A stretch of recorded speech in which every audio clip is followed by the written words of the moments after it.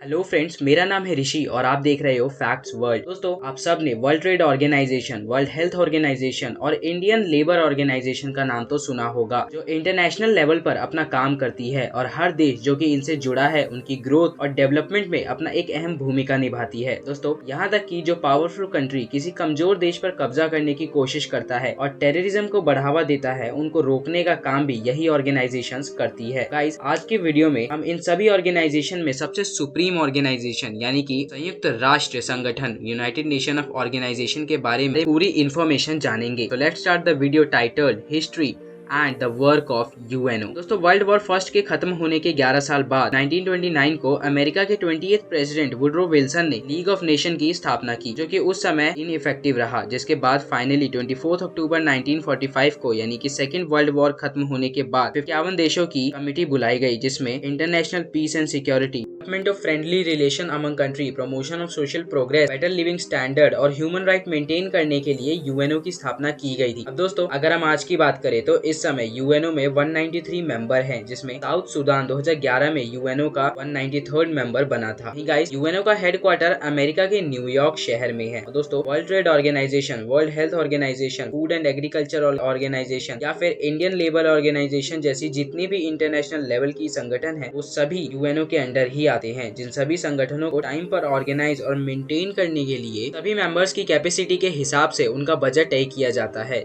जिसमें सबसे बड़ा contribution United state of America का है 22% के साथ, जिसके बाद चाइना 12%, जापान 8% और जर्मनी 6% के साथ टॉप 5 मोस्ट कंट्रीब्यूटेड कंट्रीज की लिस्ट में आते हैं। इसमें इंडिया ने पिछले साल यूएनओ के रेगुलर बजट में 1 अरब 80 करोड़ रुपए कंट्रीब्यूट किया था। अब दोस्तों, यूनाइटेड नेशंस में बोली जाने वाली भाषाएं English, French, Chinese, Russian, Arabic और स्पेनिश है, जिनमें से वर्किंग लैंग्वेज सिर्फ इंग्लिश और फ्रेंच है। इसके अलावा यूएसए, यूके, रशिया, फ्रांस और चाइना यूएनओ के परमानेंट मेंबर है, जिनके पास वीटो पावर है। अब दोस्तों, वीटो पावर दरअसल वो शक्ति होती है जिसके थ्रू आप यूएनओ के किसी भी एक्शन, लेजिस्लेशन और लॉ को एक झटके में कैंसिल कर सकते हो। ये पावर सिर्फ परमानेंट मेंबर्स के पास ही होती है, जो कि 5 है। दोस्तों, यूएनओ भी 6 हिस्सों में डिवाइड है, जिन्हें यूएनओ के मेन ऑर्गन्स कहा जाता है, जिसमें general assembly, security council, economic and social council, trusteeship council, secretariat और इंटरनेशनल कोर्ट ऑफ जस्टिस आता है, जिनमें से एक एक के काम के बारे में हम ब्रीफली जानेंगे।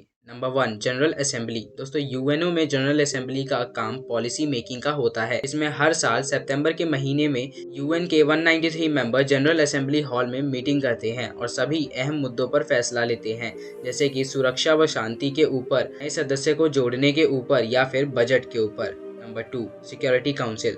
अब दोस्तों, सिक्योरिटी काउंसिल का पहली जिम्मेदारी दुनिया में सुरक्षा और शांति को बनाए रखने की होती है। इसके टोटल मेंबर 15 होते हैं, जिनमें 5 परमानेंट और 10 नॉन परमानेंट होते हैं। और दोस्तों, सिक्योरिटी काउंसिल की जो प्रेसिडेंसी होती है वो हर महीने चेंज होती रहती है। Number 3, economic and social council.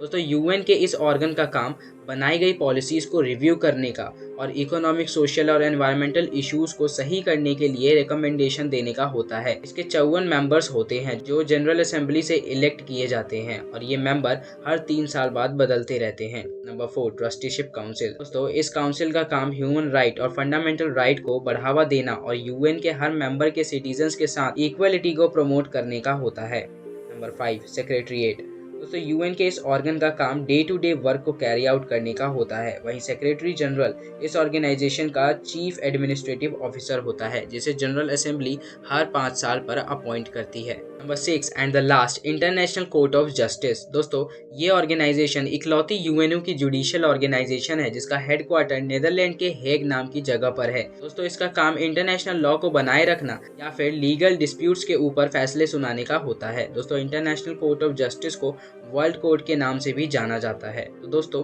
ये था यूएनओ के ओपनिंग से लेकर अब तक की पूरी जानकारी, जिन्हें आप लोगों को पता होना चाहिए। दोस्तों, ये वो इन्फॉर्मेशन है जो आप लोगों को आपके फ्रेंड ग्रुप में इंटेलिजेंट बना देगी। हालांकि दोस्तों, यूएनओ में जितने भी फैसले होते हैं, जरूरी नहीं है कि उन सभी पर इम्प्लीमेंट हो जाए, क्योंकि हर देश अपने ग्रोथ और डेवलपमेंट के बारे में ही पहले सोचता है।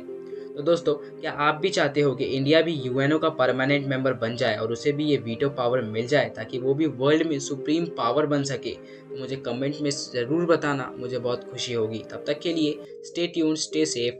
जय हिंद।